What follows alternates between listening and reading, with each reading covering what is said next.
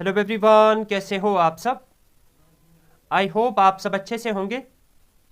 My name is Khan Shaukat and I welcome you back to my YouTube channel C S trainer Khan Shaukat. आज से हम अपने computer module की एक नई लेक्चर सीरीज़ की शुरुआत करेंगे और आज के लेक्चर में हम अपने सिलेबस का पहला टॉपिक स्टार्ट करने जा रहे हैं, that is components of a computer. ये इस लेक्चर सीरीज़ का हमारा लेक्चर नंबर 1 रहेगा।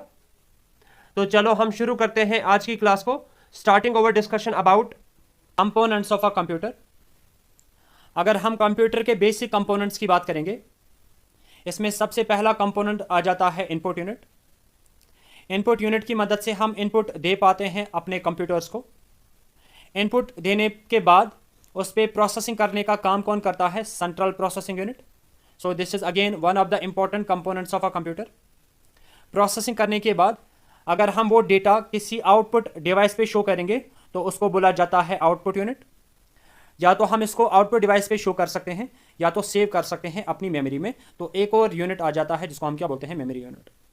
सो these are the fundamental components of a computer: input unit, central processing unit, output unit and memory unit. इन्हीं कंपोनेंट्स का यहाँ पे मैंने लिस्ट लिखा हुआ है। The main components of a computer are given below. तो मेन कंपोनेंट्स कौन कौन से हैं? Input unit, central processing unit, output unit and memory unit.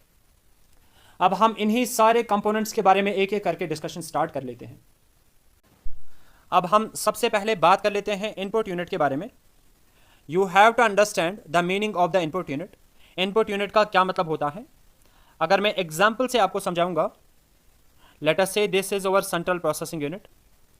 क्या हम सेंट्रल प्रोसेसिंग यूनिट को खाली एक इनपुट डिवाइस की मदद से डेटा या इंस्ट्रक्शंस दे सकते हैं? The answer is no. There are many input devices by the help of which हम सेंट्रल प्रोसेसिंग यूनिट को डेटा एंड इंस्ट्रक्शंस प्रोवाइड कर सकते हैं। कुछ कॉमन एग्जांपल्स की अगर मैं बात करूंगा, हम सेंट्रल प्रोसेसिंग यूनिट को डेटा दे सकते हैं by the help of keyboard, by the help of mouse, by the help of let us say scanner, by the help of microphone. तो ये मैंने यहां पे कुछ एग्जांपल्स ले ली इनपुट डिवाइसेस की। जब हम इन्हीं सारे के सारे इनपुट डिवाइसेस को कंबाइन कर लेते हैं ना, तो इसी को हम क्या बोलते हैं? Input unit. इसका मतलब हमें यहां पे एक चीज समझ में आ रहा है, दैट इज इनपुट यूनिट में एक इनपुट डिवाइस भी हो सकता है या मल्टीपल इनपुट डिवाइसेस भी हो सकते हैं। नेक्स्ट इंपॉर्टेंट चीज जो कि आप यहां पे अंडरस्टैंड करोगे, फिर से अगर मैं आपको सेम एग्जांपल यहां पे बताऊंगा, this is our central processing unit और लेट अस से हम इसको इनपुट दे रहे हैं by the help of keyboard. Keyboard की मदद से हम इसको इनपुट दे रहे हैं। अब आप यहां पे आपको पता होगी सेंट्रल प्रोसेसिंग यूनिट या हमारा जो कंप्यूटर है ये किस लैंग्वेज को अंडरस्टैंड कर पाता है? बाइनरी लैंग्वेज को। और कीबोर्ड की मदद से अगर आप इसको कोई भी इनपुट दोगे, वो किस फॉर्म में होता है? ह्यूमन रीडेबल फॉर्म में होता है। तो पहला काम यहां पे हमें क्या करना पड़ेगा? हमें इस human readable form of data को कन्वर्ट करना पड़ेगा बाइनरी में, तब जाके सीपीयू उस पर प्रोसेसिंग कर सकता है। तो human readable form of data को बाइनरी में कन्वर्ट करने का काम कौन करेगा? उसको हम बोलते हैं input output interface. Input output interface. Likewise जब हमारा सीपीयू सारी प्रोसेसिंग खत्म करेगा और अगर हमें वो प्रोसेसर डेटा किसी आउटपुट डिवाइस पे शो करना होगा, तो प्रोसेसर डेटा किस फॉर्म में होगा? बाइनरी फॉर्म में।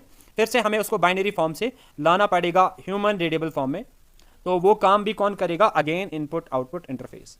आई होप ये सारे पॉइंट्स आपको अच्छे से समझ में आ गए होंगे। तो यही सारी डिटेल्स मैंने यहाँ पे लिखी हुई है, आप इनको एक बारी रीड कर सकते हो। ये पीडीएफ में आपके साथ शेयर कर दूंगा। अब हम बात कर लेते हैं अपने कंपोनेंट्स ऑफ अ कंप्यूटर के सेकंड कंपोनेंट के बारे में, दैट इज आउटपुट यूनिट। फिर से यहाँ पे आपको इस यूनिट की मीनिंग अंडरस्टैंड करनी है। जिस तरीके से मैंने आपको इनपुट यूनिट का कॉन्सेप्ट बताया था, सेम फंडा यहाँ पे भी एप्लीकेबल है। If this is our central processing unit, क्या सेंट्रल प्रोसेसिंग यूनिट के साथ खाली एक आउटपुट डिवाइस अटैचड होगा? हो भी सकता है, या एक से ज़्यादा आउटपुट डिवाइसेस भी हो सकते हैं। कुछ कॉमन एग्जाम्पल्स की अगर मैं बात करूंगा, जैसे कि आपका monitor, speaker, printer. So these are some of the common examples of output devices. और जब हम इन्हीं आउटपुट डिवाइसेस को कंबाइंडली लेते हैं ना, तो इसी को क्या बोला जाता है? Output unit. आपको होपफुली ये कॉन्सेप्ट समझ में आ गया होगा। तो आउटपुट यूनिट में एक आउटपुट डिवाइस भी आ सकता है या एक से ज़्यादा आउटपुट डिवाइसेस भी आ सकते हैं। दूसरी चीज़ जो मैंने आपको अभी बताई, सेंट्रल प्रोसेसिंग यूनिट डेटा पे प्रोसेसिंग करने के बाद फिर से हमारा डेटा किस फॉर्म में होगा? बाइनरी फॉर्म में। फिर से हमें इसको कन्वर्ट करना पड़ेगा ह्यूमन रीडेबल फॉर्म में।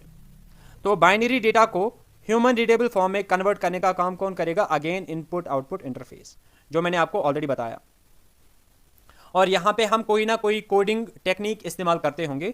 सबसे मोस्ट पॉपुलर कोडिंग टेक्निक जो इस्तेमाल की जाती है that is ASCII, American standard code for information interchange.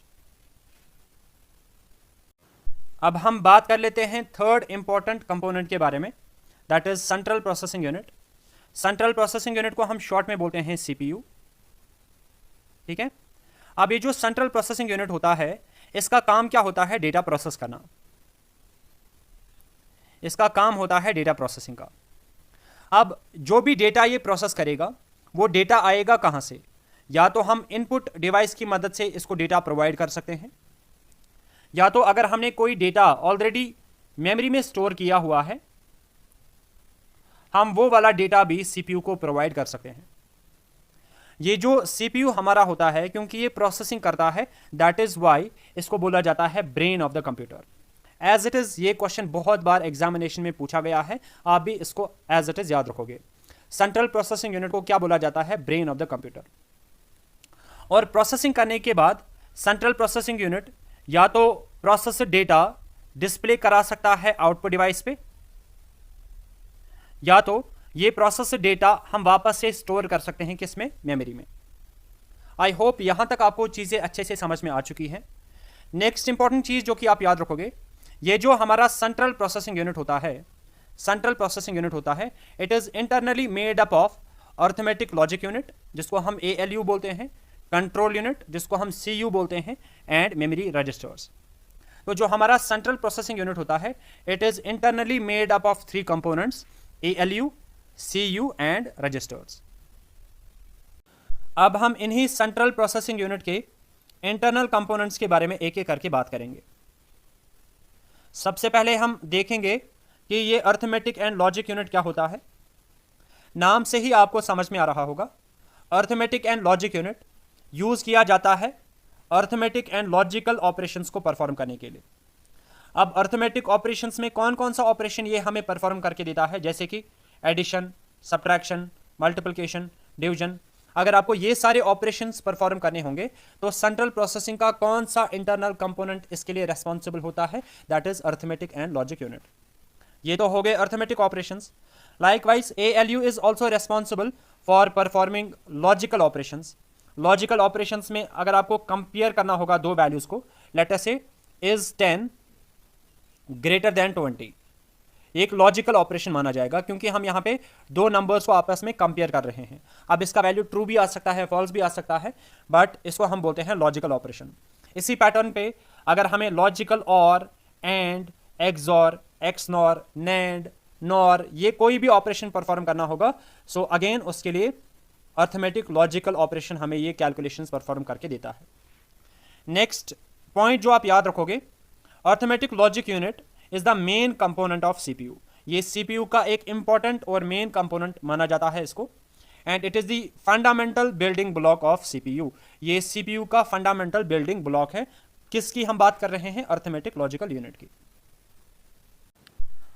अब हम बात कर लेते हैं CPU के सेकेंड इंटरनल कंपोनेंट के बारे में, that is the control unit, जिसको हम शॉर्ट में बोलते हैं CU।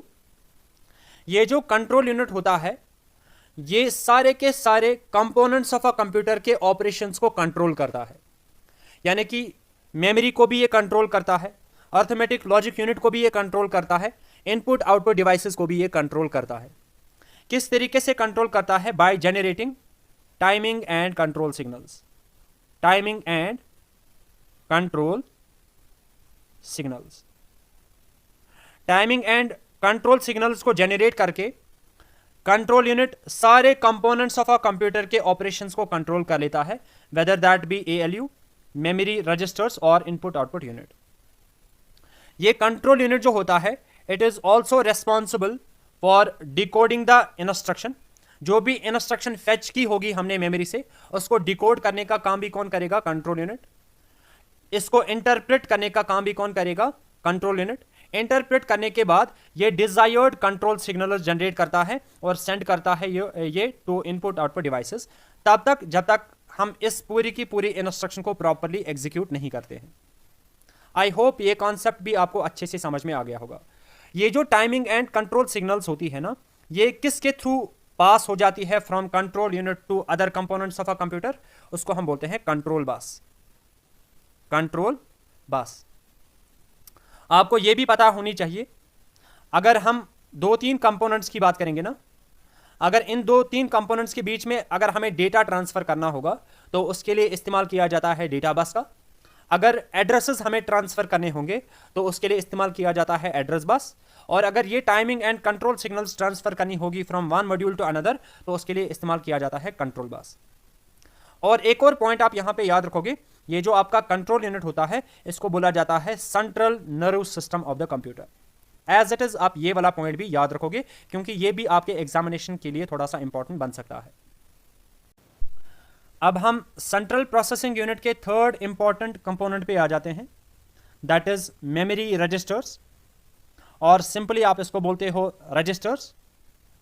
रजिस्टर्स के रिलेटेड आपको 2-3 इंपॉर्टेंट पॉइंट्स याद रखने हैं। सबसे पहला पॉइंट, ये एक टेम्परेरी मेमोरी होती है जो कि सेंट्रल प्रोसेसिंग यूनिट इस्तेमाल करता है फॉर फास्ट एग्जीक्यूशन। ये जो रजिस्टर्स होते हैं they are directly accessed by the processor, और इनका साइज काफ़ी छोटा होता है, generally 16 bits, 32 bit, 62 bit and so on. तो बिट्स में रजिस्टर्स का साइज होता है। रजिस्टर्स के रिलेटेड सबसे इंपॉर्टेंट पॉइंट आपको याद रखना है, registers are the fastest memories available in the memory hierarchy. सबसे फास्टेस्ट मेमोरी कौन सी है? That is your registers. क्या हम खाली एक रजिस्टर का इस्तेमाल करते हैं अपने कंप्यूटर्स में? The answer is no. There are multiple types of registers. Some of the important examples of registers are, जैसे कि आपका ACC, ACC का मतलब हो गया एक्यूमुलेटर। लाइकवाइज एक और रजिस्टर हम इस्तेमाल करते हैं with the name PC, PC stands for program counter. इसी पैटर्न पे हम कुछ और रजिस्टर्स इस्तेमाल करते हैं, जैसे MBR, memory buffer register, MAR, memory address register. So these are some of the important types of registers जो कि हम अपने कंप्यूटर्स में काफ़ी ज़्यादा इस्तेमाल कर लेते हैं। तो आई होप आपको आज के सारे कॉन्सेप्ट्स अच्छे से समझ में आ गए होंगे। मिलते हैं अब अपने नेक्स्ट लेक्चर में। Till then take a very good care of yourself. Good bye.